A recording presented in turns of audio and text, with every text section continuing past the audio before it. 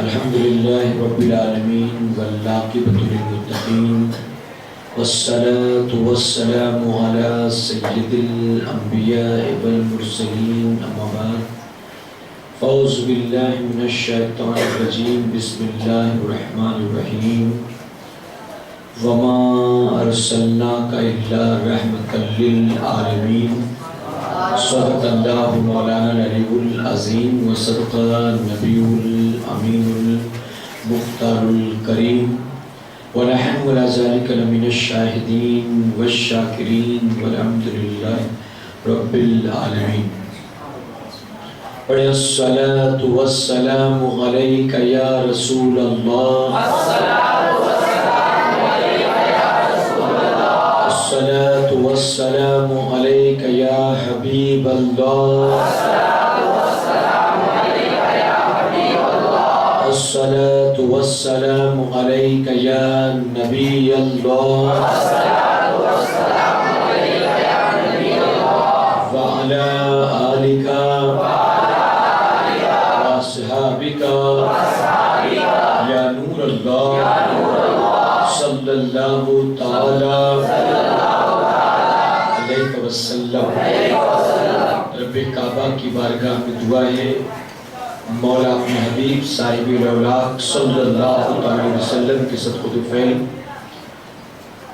تو ہم تمام حاضرین اور سامعین کو نبی کریم صلی اللہ علیہ وسلم کی میلاد پاک کی برکتوں سے بھرپور مالا مال فرما. یا الہ العالمین ہماری قیامت تک آنے والی نسلوں کو بھی اپنے محبوب کی میلاد منانے کی توفیق عطا فرما اور اپنے محبوب صلی اللہ علیہ وسلم کی میلاد پاک کا صدقہ ہمیں دنیا اور آخرت دونوں جہاں میں نصیب فرما.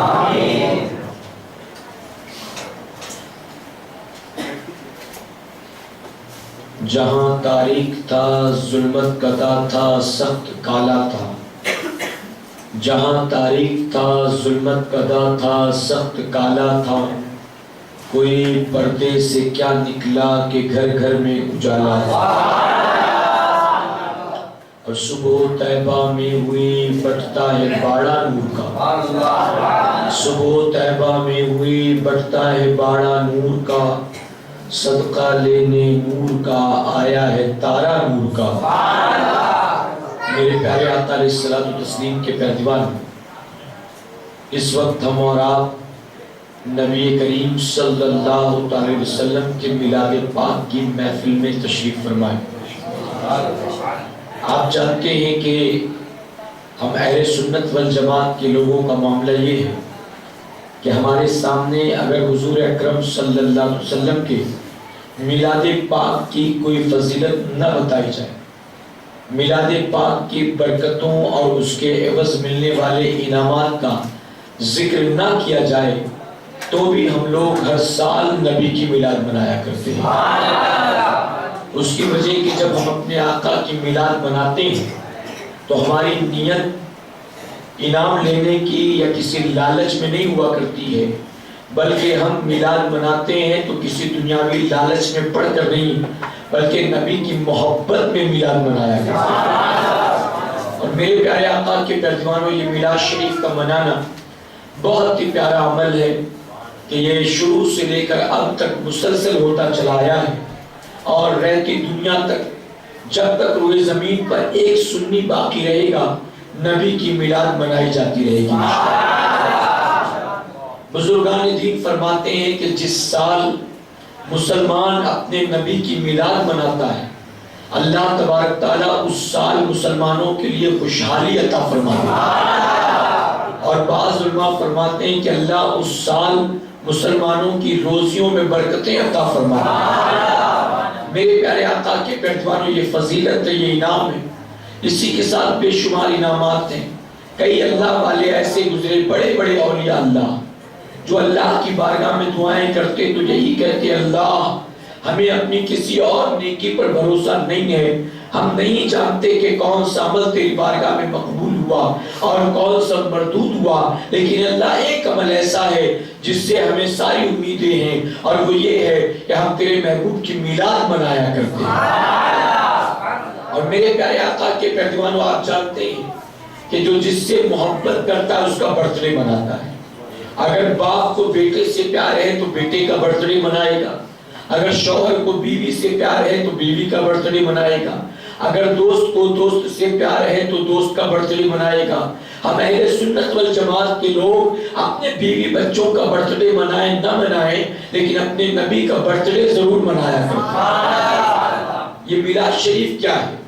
میلاد کا مطلب ہے برتھ ڈے، برتھ ڈے، اور عید میلاد النبی، اس کا مطلب ہے نبی کی میلاد کی خوشی، نبی کے پیدائش کی خوشی۔ عید کا مطلب ہوتا ہے خوشی، وہ خوشی جو پلٹ پلٹ کر آئے، بار بار، اسے کہتے ہیں عید۔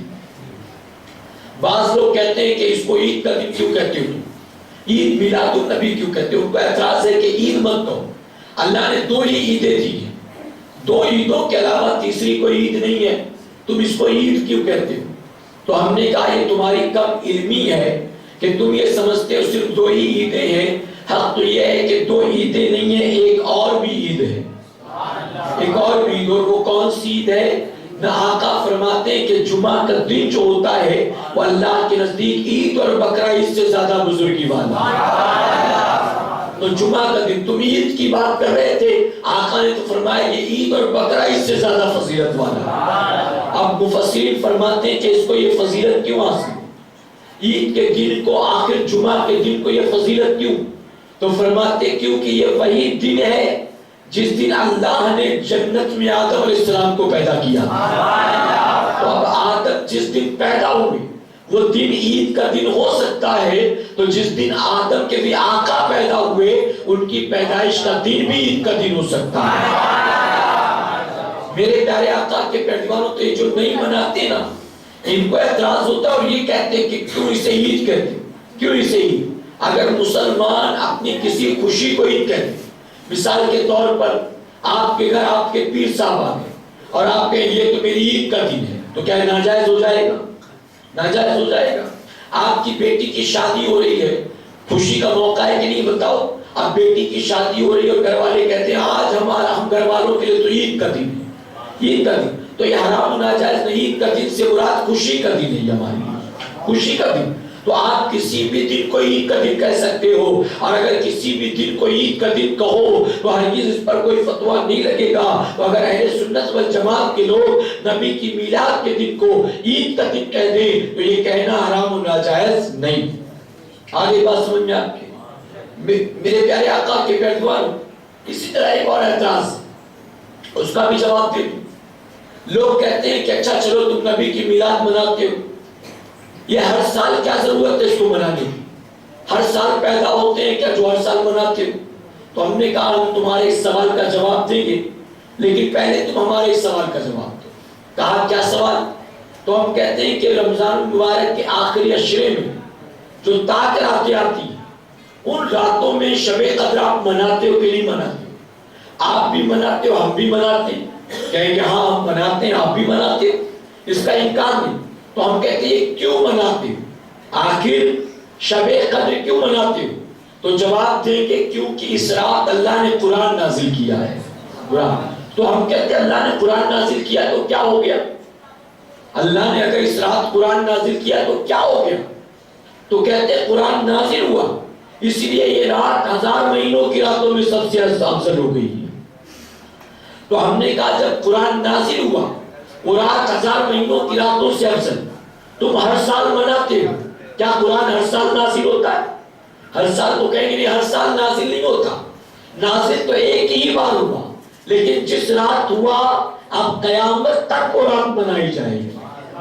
جب بھی وہ رات آئے گی تو اس کو منایا جائے گا، سیلیبریٹ کیا جائے گا، اس رات عبادتیں کی جائے گی، مولا کی رضا تلاش کی جائے گی۔ تو ہم نے کہا جس رات قرآن نازل ہوا وہ رات 1000 مہینوں کی راتوں سے افضل ہے، تو تمہیں بھی ماننا ہوگا جس دن صاحب قرآن آئے ہیں وہ دن 1000 دنوں سے سب سے زیادہ افضل ہے۔ جس دن صاحب قرآن ہے، اس کی وجہ کہ صاحب قرآن نہ ہوتے تو کیا قرآن ہوتا؟ ارے جب اللہ نے پہاڑوں سے کہا کہ پہاڑوں کیا قرآن کو تم پر نازل کر دوں، تو پہاڑوں نے بیزاری کا اظہار کیا، اے اللہ ہم پر نازل نہ کر، ہم اس کا بوجھ نہیں اٹھا سکتے۔ تو پہاڑوں نے کہا مولا اگر تو نے ہم پر نازل کر دیا ہم ذرہ ذرہ ہو جائیں گے، ہم ریزہ ریزہ ہو جائیں گے، ہم قرآن کا بوجھ نہیں اٹھا سکتے ہیں۔ تو جس قرآن مقدس کا بوجھ اٹھانے سے اے مسلمانوں معذوری کا اظہار کیا تھا، پہاڑوں نے اس قرآن کے بوجھ کو صاحب قرآن نے اپنے سینے پہ اٹھا لیا، اور جب میرے نبی نے اٹھایا تو اتنا ہلکا کر دیا، اتنا ہلکا کر دیا کہ ہمارا 10 سال کا بچہ بھی پورا قرآن اپنے سینے میں محفوظ کر لیتا ہے۔ تو ہمارا ماننا اگر صاحب قرآن نہ ہوتے تو یقیناً قرآن بھی نہ ہوتا۔ یہ تو فیضان ہے صاحب قرآن کا کہ اللہ نے قرآن ہم کو عطا فرمایا ہے۔ تو اب قرآن کے نزول کی رات جب منائی جائے گی تو صاحب قرآن کی آمد کا دن بھی منایا جائے گا۔ میرے پیارے آقا کے پیروان، نبی کریم صلی اللہ علیہ وسلم کی جب میلاد منائیں تو اس بات کا خاص خیال رکھیں کہ آقا کی میلاد پوری طرح سے شریعت و سنت کے دائرے میں رہتے ہوئے ہونی چاہیے۔ کوئی کام ایسا نہ ہو جس سے آقا ناراض ہو جائے، کوئی کام ایسا نہ ہو جس کو لوگ کہیں کہ یہ تو نبی کی تعلیمات کے خلاف ہے، کوئی کام ایسا نہ ہو جو قرآن و سنت کے خلاف ہو۔ کہے انشاءاللہ۔ ہمارے بھائی میلاد شریف مناتے تو ہیں لیکن انہیں پتہ ہی نہیں کہ منانا کیسے چاہیے۔ جیسے درگاہ شریف پہ جاتے ہیں، اب درگاہ پر جانا چاہیے، فضیلت انعام ثواب ہے، لیکن جا کر کیا کریں یہ پتہ ہی نہیں۔ تو وہاں جا کر ہر آدمی اپنی مرضی سے جو چاہتا ہے کرتا ہے، کوئی چادر میں منہ ڈالے ہوئے ہے، کوئی جو ہے پھیرے ہی لگا رہا ہے، کوئی اور کچھ نہیں تو یوں ہاتھ جوڑے کھڑا ہوا ہے، کوئی اور نہیں تو دیوار میں چپکا پڑا ہوا ہے، پتہ نہیں کیا کچھ کرتے۔ جب پتہ ہی نہیں جا کے کرنا کیا ہے تو ہر آدمی اپنی پالیسی چلا رہا ہے، ہر آدمی اپنی مرضی سے کر رہا ہے، جبکہ ہونا یہ چاہیے کہ وہاں کیا کرنا کیا نہیں کرنا یہ کسی دیندار سے سمجھ لو اور وہی جا کر کرو۔ اپنی مرضی سے کرو گے تو کہیں وہ حرکتیں آپ کی نجات نہ نہیں بلکہ پکڑ کا ذریعہ نہ بن جائے، پکڑ کا ذریعہ نہ بن جائے۔ اور میں تو کہتا ہوں یہ جو خرافات ہوتے ہیں نا، چاہے وہ مزارات پر ہو، چاہے وہ عرس کے نام پر ہو، چاہے سندل کے نام پر ہو، چاہے 11ویں کے نام پر ہو، چاہے محرم کے نام پر ہو، چاہے جلوس کے نام پر ہو، یہ خرافات جو کچھ بھی ہوتے ہیں یہ خرافات ہی ہیں جو سنیت کو بدنام کرتے ہیں، یہ خرافات ہیں جو اولیاء اللہ کے عرس کو بدنام کرتے ہیں، جو سندل کو بدنام کرتے ہیں، چادر کو بدنام کرتے ہیں، نبی کے جلوس کو بدنام کرتے ہیں، نبی کے جلسوں کو بدنام کرتے ہیں۔ اگر اے مسلمانوں یہ ساری چیزیں شریعت و سنت کے سانچے میں ڈل جائے تو یقیناً کوئی ہم پر انگلی نہیں اٹھا سکے گا، کوئی انگلی نہیں اٹھا سکتا۔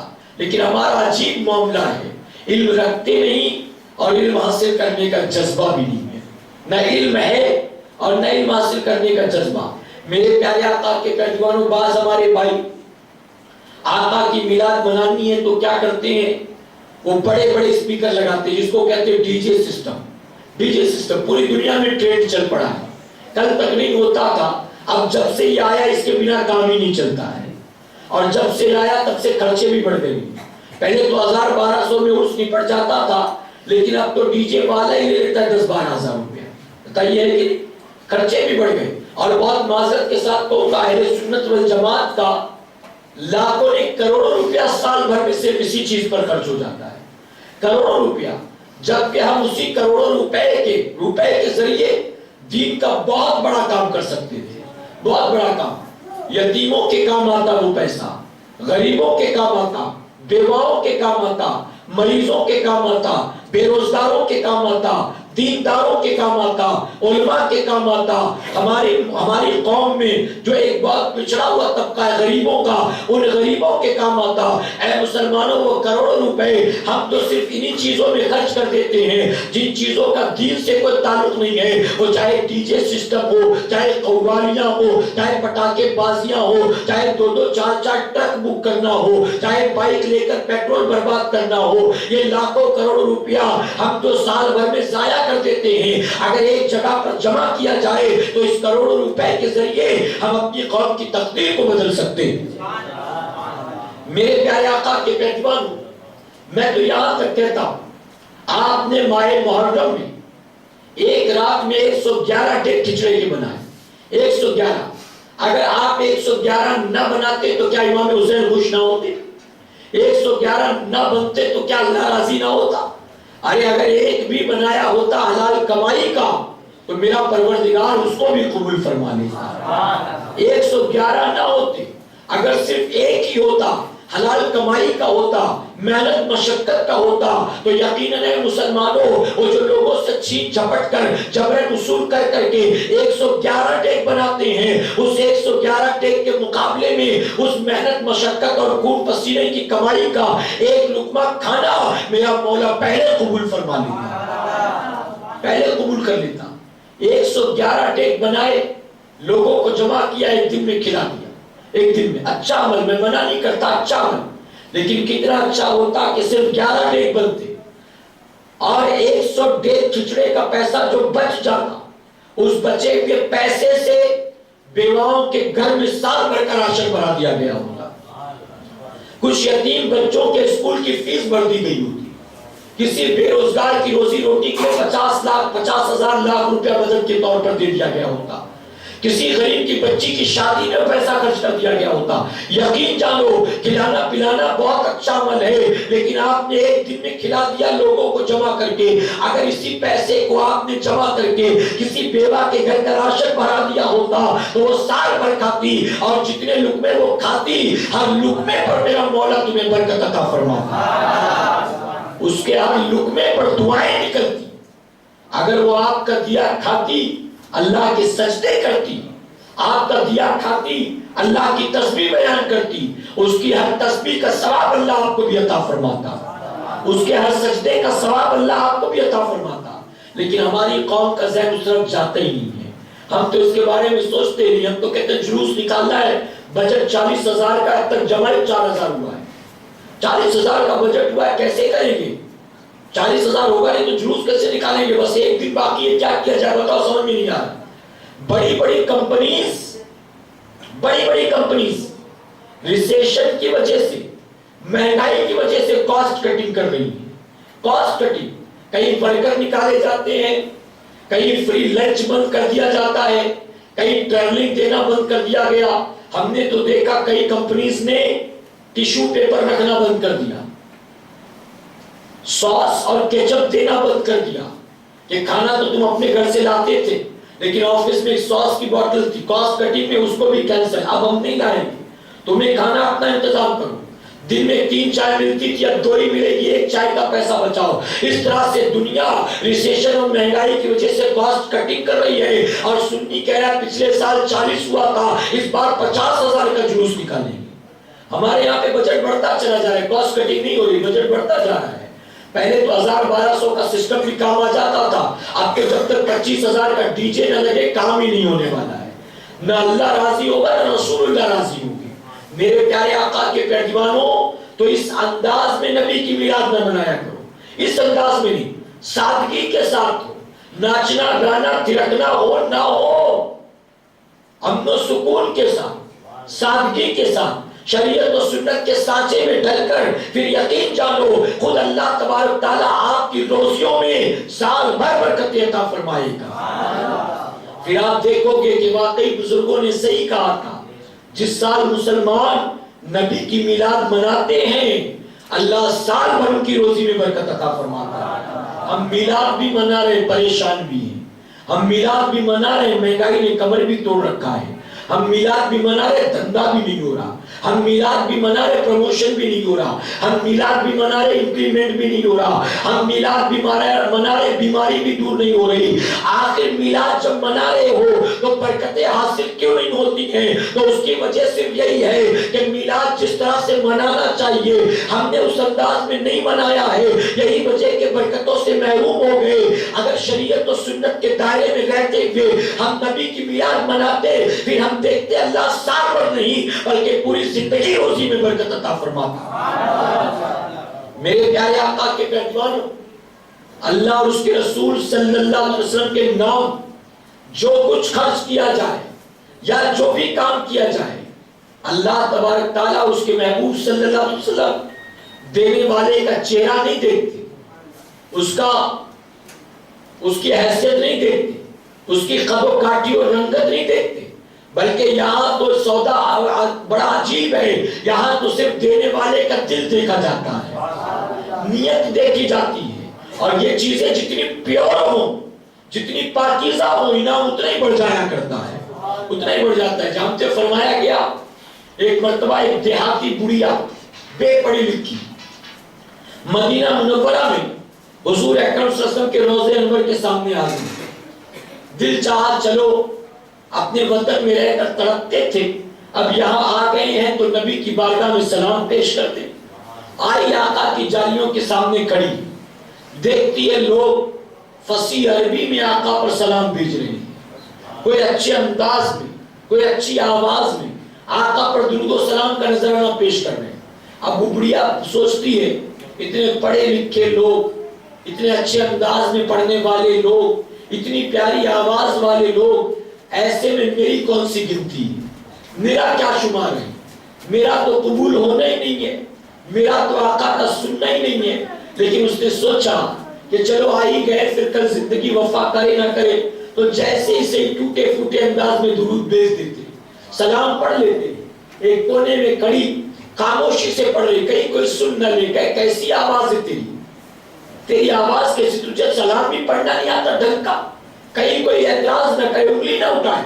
خاموشی سے ایک طرف پڑھتی چلی گئی، خاموشی سے کھڑے کھڑے، پھر اپنے کمرے میں گئی، جا کر سو گئی۔ ابھی ماتے کی آنکھوں کا بند ہونا تھا، میرے مولا نے دل کی نگاہوں کو کھول دیا ہے۔ اور جب دل کی نگاہیں کھلی تو میرے آقا خواب میں تشریف لائے، اور میرے آقا خواب میں تشریف لانے کے بعد فرماتے ہیں مائی تو نے کیا سمجھا، ہم تیرا درود و سلام قبول نہیں کریں گے؟ ارے تو نے یہ سوچ کیسے لیا؟ سن لے، ہم نے تیرا درود و سلام سنا بھی ہے، اس کو پسند بھی کیا ہے، اس کو قبول بھی کیا ہے، اور سن لے تیرے لیے یہ بھی خوشخبری ہے، آج دن بھر میں جتنے لوگوں نے مجھ پر درود و سلام بھیجا ہے ان سب کا درود و سلام میں نے تیرے درود و سلام کی برکت سے قبول فرمایا، تیرے درود و سلام کے صدقے میں نے ان کا قبول کیا۔ تو اے مسلمانوں، یہ وہ بارگاہ ہے جہاں آنے والوں کے صرف دل پہ نظر ہوتی ہے، تو یہ دل بالکل پاک ہونا چاہیے، یہ دل بالکل صاف و شفاف ہونا چاہیے کہ انشاءاللہ۔ چونکہ میرے سامنے نوجوان موجود ہے اس لیے میں نے یہ ٹاپک چھیڑا کہ ہو سکتا ہے کسی کی زندگی میں خرافات ہو اور اللہ اس کو بچنے کی توفیق عطا فرما دے۔ ہمارے بھائی میلاد شریف مناتے، کیسے منائے معلوم نہیں، کیا کرتے رات بھر قوالی بج رہی ہے، اسپیکر لگا دیا، 2 بجے رات تک، 3 بجے رات تک، 4 بجے تک قوالی بج رہی، خود تو فجر میں اٹھنا نہیں ہے، جو 2-4 بوڑھے پڑھتے بیچارے ان کی بھی فجر قضا کروا دی۔ کیوں؟ شور گل کی وجہ سے رات بھر نیند نہیں آئی، جیسے ہی فجر کا وقت قریب آیا شیطان فوراً آ گیا ان کے ہاتھ پر دبانے کے لیے کہ رات بھر کروٹیں بدلتا رہا، قوالی کی وجہ سے تیری آنکھ نہ لگی، اب میں تجھے سنا دیتا ہوں تاکہ فجر قضا ہو جائے۔ اب 12 تاریخ کو فجر قضا ہو رہی ہے، آقا خوش ہو گئے، جس نے قوالی لگائی تھی اس کو تو پڑھنا ہی نہیں، اب دوسرے کی قضا کرا دی، کیا آقا اسے قبول فرما لیں گے؟ یہ رات بھر قوالی کا سننا اللہ رب العزت اسے قبول فرما لے گا؟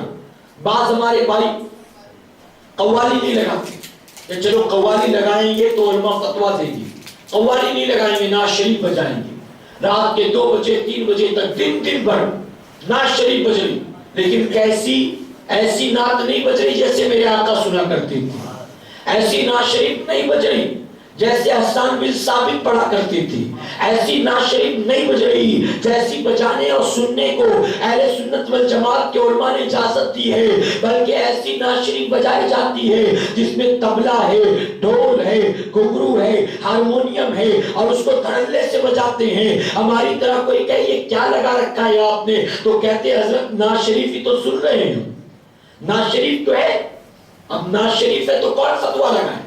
میں آپ سے پوچھنا چاہتا ہوں، نعت شریف کو لے کر کوئی اعتراض نہیں ہے، لیکن نعت شریف کے ساتھ جو ایڈیشنل چیزیں، کیا وہ چیزیں جائز ہیں؟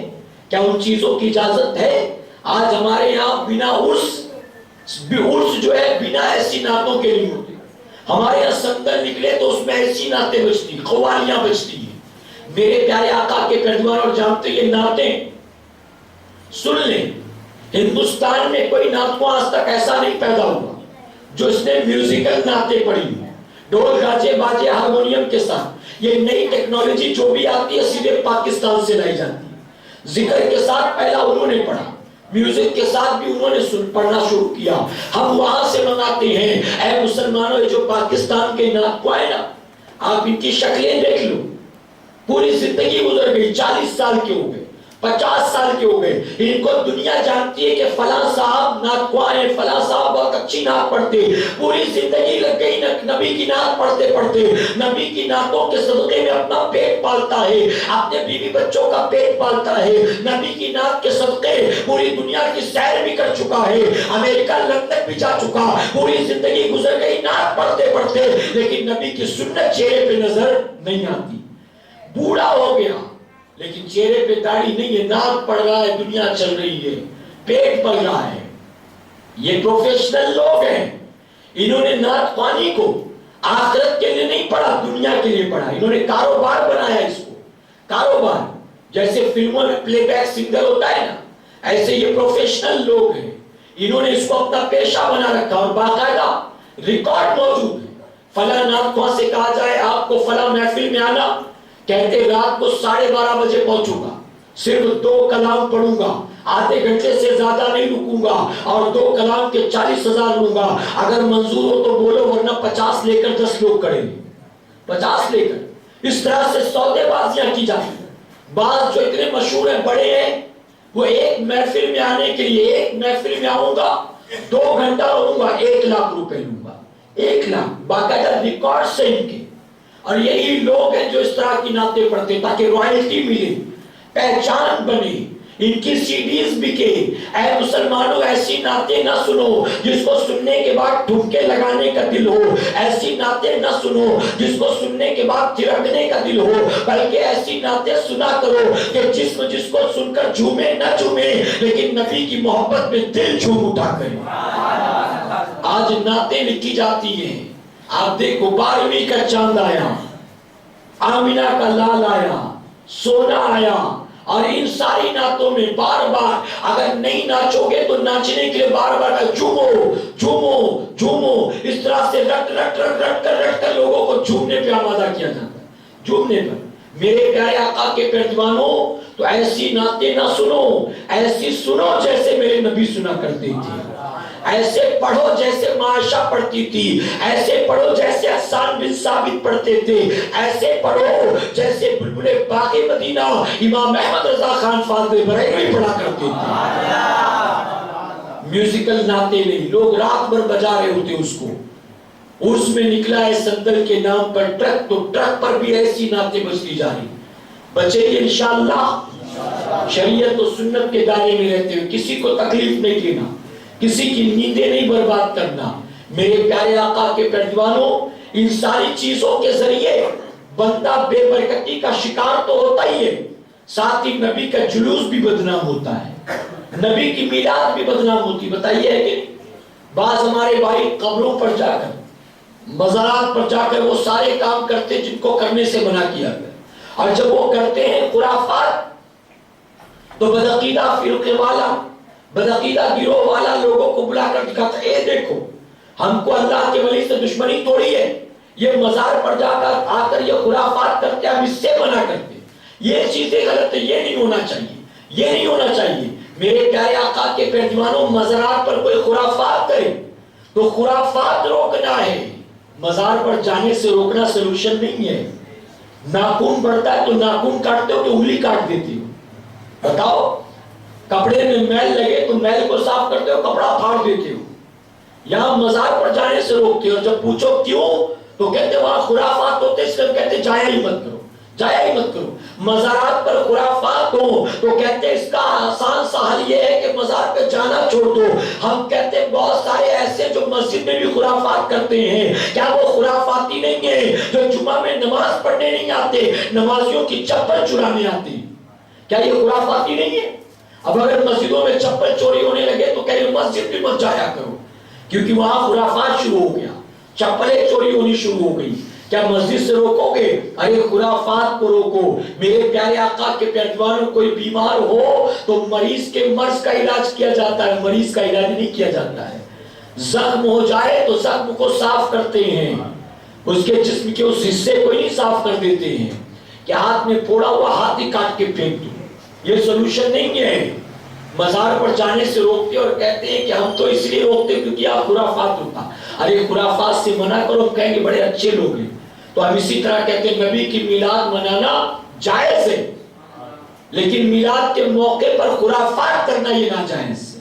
خرافات کرنا, خرافات نہیں ہونا چاہیے. کہ انشاءاللہ جلوس نکلتا ہے, مسجد والے ٹرک ٹیمپو بک کرتے, اس کو سجا دیتے خوب پیسہ خرچہ کر کے, اور نہ امام صاحب جاتے نہ صدر سیکرٹری جاتے, بلکہ علاقے کے وہ آوارہ لوگ جن کے ذمے کوئی کام دھندا نہیں, وہ جلوس کے نام پہ نکل جاتے ٹرک میں بیٹھ کے. بتائیے ہوتا ہے کہ نہیں ہوتا؟ ٹرک میں نکل جاتے جلوس کے نام پر, اور کیا کرتے وہ جہاں بیٹھنے کا سسٹم ہوگا وہاں نہیں بیٹھیں گے, ڈرائیور کے سر کے اوپر جا کے بیٹھیں گے. آپ نے دیکھا نا اوپر بیٹھتے وہاں پر جہاں ٹائر وغیرہ رکھا جاتا ہے, سامان رکھا ہے, وہاں بیٹھیں گے بالکل ڈرائیور کے سر پہ جا کر. بعض لڑکے ایسے جو لٹکے ہوں گے, بعض ایسے جو دونوں طرف کی ریلنگ ہوتی ہے نا لکڑی, اس پر بیٹھ جاتے ہیں. اب مان لیجئے اسپیڈ تھوڑی کم زیادہ ہوئی تو نیچے گر بھی پڑتے, نیچے گر بھی پڑتے, لگڑے لولے بھی ہو جاتے, آپائز بھی ہو جاتے ہیں, سر بھی پھٹتا ہے, ہاتھ پیر بھی ٹوٹتا ہے. اور بعض ایسے ہوتے ہیں وہ ٹرک جا رہا ہے لیکن ٹرک میں نہیں جائیں گے, اپنی بائک لے کے جائیں گے. کیوں؟ ٹرک والوں کو اسٹنٹ دکھائیں گے, انٹرٹینمنٹ ہوگا ان کا, تو ٹرک کے آگے پیچھے اسٹنٹ دکھاتے جائیں گے, وہ اسٹنٹ کرتے رہیں گے.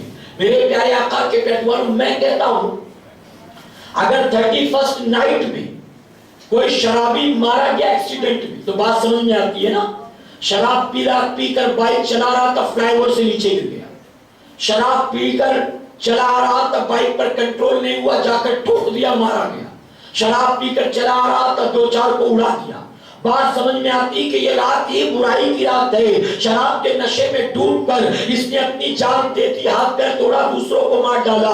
یہ مسلمان کون سے نشے میں ڈوبا ہوتا ہے؟ شب برات میں ایکسیڈنٹ ہو رہا ہے, شب معراج میں ایکسیڈنٹ ہو رہا ہے, شب قدر میں ایکسیڈنٹ ہو رہا ہے, نبی کے جلوس میں 2-4 مارے جا رہے ہیں. میں پوچھتا ہوں کہ تم کون سے نشے میں ڈوبے ہوئے ہو؟ اے مسلمانوں, دنیا کی شراب کا نشہ جب چڑھتا ہے آدمی آپا کھو بیٹھتا ہے, آدمی ہوش و کو بیٹھتا ہے, لیکن جب نبی کی محبت کی عشق کا نشہ چڑھتا ہے تو بندہ اگر آوارہ ہوتا ہے تو نیک بن جایا کرتا ہے. نبی کی محبت کی شراب جو کوئی پی لے, داڑھی مڈانے والا ہوتا ہے تو داڑھی سجا لیا کرتا ہے.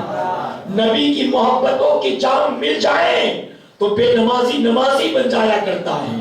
تو یہ وہ چیزیں ہیں جو بھٹکے ہوں کو راہ راست پر لا دیتی ہیں. لیکن یہاں نکلے میلاد کے جلوس میں کوئی لگڑا ہو گیا, کوئی ٹرک سے گر گیا, کوئی ایکسیڈنٹ میں مارا گیا. اب میں کہتا ہوں مان لو کسی کا 20-22-23 سال کا بیٹا مارا گیا 12ویں کے دن ایکسیڈنٹ میں, جلوس کی وجہ سے, جلوس کے نام پہ. اب اگلے سال جب 12ویں آئے گی تو دنیا والے نبی کی میلاد منائیں گے, اور اس کے بوڑھے ماں باپ کہیں گے ہمارے گھر قرآن خوانی ہم برسی منا رہے اپنے بیٹے کا. بتائیے ہے کہ نہیں؟ اب جب 12ویں آئے گی تو کیا ان کے لیے خوشیاں لائے گی؟ بلکہ جب 12ویں آئے گی کہیں گے 3 سال ہو گئے, پھر 12ویں آئے تو کہیں گے 5 سال ہو گئے, پھر 12ویں آئے تو کہتے 8 سال ہو گئے. اگر آج زندہ ہوتا تو 30 کا ہو گیا ہوتا. بتائیے ایسی باتیں ہوتی کہ نہیں ہوتی ہیں؟ تو کوئی ایسا کام نہ ہو جن کاموں سے شریعت نے منع کیا, جن کاموں سے آقا صلی اللہ علیہ وسلم نے منع کیا. میں حیدرآباد سے آج صبح آیا ہوں, کل رات میرا وہاں بیان تھا.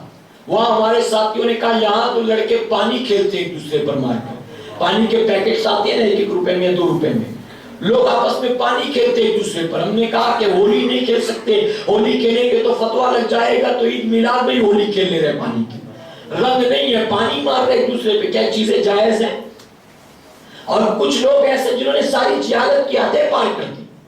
بمبئی والے تو ڈی جے لگاتے, وہاں انہوں نے کہا کہ کچھ لوگ ایسے ہیں جو بینڈ باجے بک کرتے ہیں, اور این صبح صادق کا وقت ہوتا ہے تو بینڈ باجا بجواتے ہیں. این جیسے صبح صادق کا وقت ہوا بینڈ باجا بجنا شروع ہو گیا کہ صبح صادق کا وقت ہو گیا, صادق کا وقت ہو گیا, آقا کی تشریف آوری کا وقت ہو گیا. اب تم بینڈ باجے بجا رہے ہو, تم خرافات میں مبتلا ہو. بزرگان دین نے فرمایا 12 تاریخ کو جب صبح صادق کا وقت آئے اس وقت باوضو کھڑے ہو کر کر اپنے آقا پر صلاۃ و سلام بھیجا کرو، دعا مانگا کرو کہ اس وقت جو دعا کرو گے محبوب کے صدقے اللہ ہر جائز مراد پوری فرمائے۔ تو اس سے بچانے کے لیے، اس سے ہٹانے کے لیے شیطان نے بینڈ باجے کے راستے پہ ڈال دیا کہ تو کہیں دعا نہ کر لے، کہیں صلاۃ و سلام نہ پڑھ لے، کہیں اللہ تیری مغفرت نہ کر دے۔ اسی لیے کہا کہ کتنا اچھا عمل ہے، بینڈ بجایا کرو۔ بینڈ، یہ جو دنیا میں بینڈ بجاتے ہیں نا، قیامت میں ان کی بینڈ بجنے والی ہے۔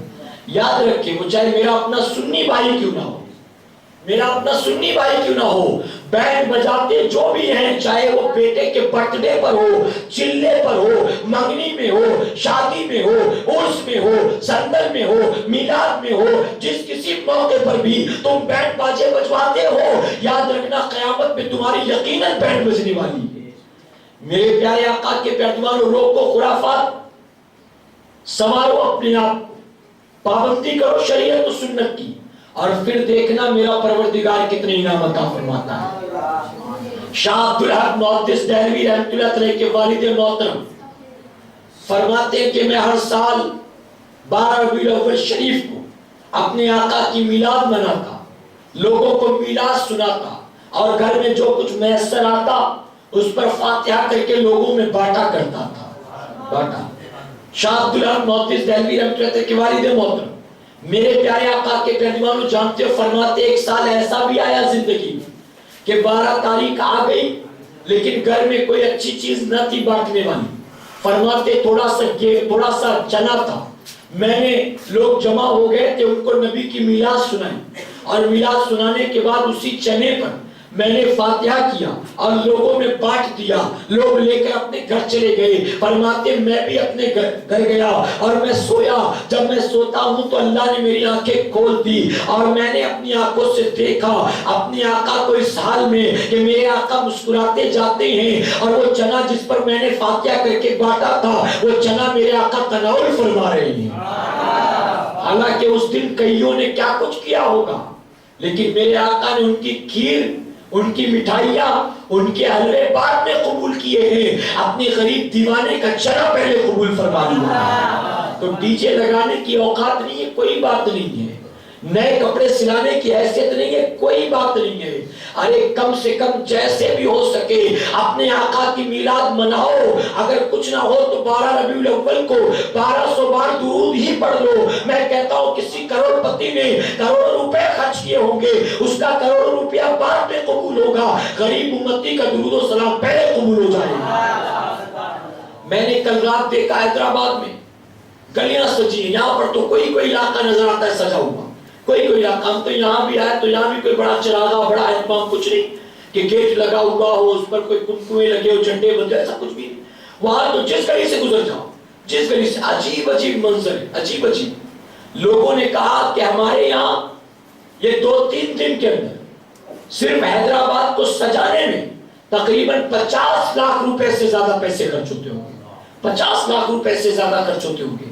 میرے پیارے آقا کے پیروانوں، آپ نے پونا کا ٹنل دیکھا ہوگا نا، ایک روڈ سے ہم گزرے تو اس نے پورا ٹنل بنایا تھا، پورا ٹنل بنا ہوا، پتہ نہیں 1 کلومیٹر 1.5 کلومیٹر کا ٹنل بنا ہوا ہے، یعنی اینگلز لگے ہوئے، اس کے اوپر کپڑا لگا ہوا ہے، پورا روڈ ہی انہوں نے بلاک کیا ہوا ہے، نیچے سے گاڑیاں آ رہی جا رہی ہیں، اور اس میں پورے میں لائٹنگ کی ہوئی ہے۔ ہم نے کہا یہ میں پہلی بار دیکھ رہا ہوں، تو کہا یہاں پر کوئی اسٹیل فیکٹری والے ہیں، وہ ہر سال اسی طرح سے نئی چیزیں ایجاد کرتے ہیں اور آقا کی میلاد میں اس طرح سے اس راستے کو سجایا کرتے ہیں۔ مجھے خوشی ہوئی کہ چلو آقا کی میلاد کے موقع پہ چراغا کر رہا ہے، اللہ قبر میں اجالا کر دے گا۔ پھر آگے بڑھا تو ایک بڑا سا اسٹیج بھی تھا، میں نے کہا یہ تقریر ہوتی، کہتے ہیں انہیں اسٹیل والوں کی طرف سے یہاں ڈی جے لگایا جاتا ہے، یہاں ڈی جے لگایا جاتا ہے۔ میں نے کہا ایک کام تو بڑا اچھا کر رہا ہے، اس کا کیا؟ تو بیلنس ہو جاتا ہے، نیکی بھی کر لیتا ہے، خرافات بھی کر لیتا ہے، تو کچھ بھی نہیں ملتا۔ کاش کتنا اچھا ہوتا کہ صرف چراغا کیا ہوتا، ڈھول گاجے باجے نہ کیے ہوتے، میرا مولا دنیا میں بھی برکت دیتا، قبر میں بھی انعام عطا فرماتا۔ میرے پیارے آقا علیہ الصلوۃ والتسلیم کے پیروانوں، یہ کچھ باتیں میں نے آپ کے گوش گزار کی، اب میں اپنی گفتگو ختم کرتا ہوں۔ ہمارے ساتھی افضل بھائی موجود ہیں، آپ کی تھوڑی سی اور تربیت وہ کریں گے، آپ کی اجازت ہے؟ ہمارے ساتھی افضل بھائی مختصر تربیت کریں گے۔ مجھے یہاں سے ابھی مائن درگاہ شریف اور اس کے